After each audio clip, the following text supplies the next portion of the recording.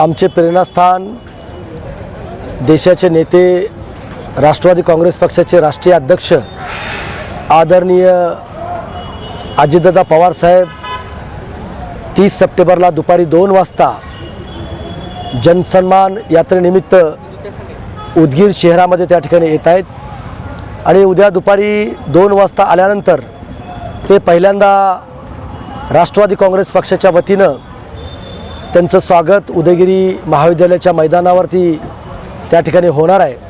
तिथून ते रॅलीनं साहित्यरत्न अण्णाभाऊ साठेंना अभिवादन करतील। तिथून ते रॅलीनं डॉक्टर झाकीर हुसेन चौकामध्ये अल्पसंख्याक समाजाच्या वतीनं त्यांचा सत्कार त्या ठिकाणी करण्यात येईल।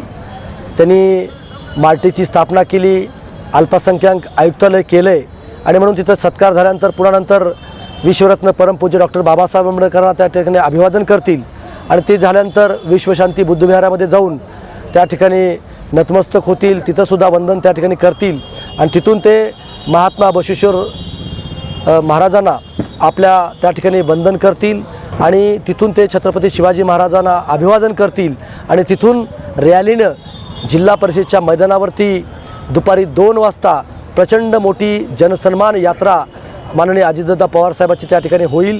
त्यांच्याबरोबर धनंजय मुंडे साहेब असतील, आदिती तटकरे मॅडम असतील, हाशिन मुश्रीफ साहेब त्या ठिकाणी असतील आणि आदरणीय सुनीलजी तटकरे साहेब त्या ठिकाणी असतील। अशा अनेक मान्यवर मराठवाड्यातले बाबासाहेब पाटील साहेब असतील, विक्रमजी काळे साहेब असतील किंवा जिल्ह्यातले अनेक मान्यवर त्या सभेस त्या ठिकाणी उपस्थित राहणार आहेत।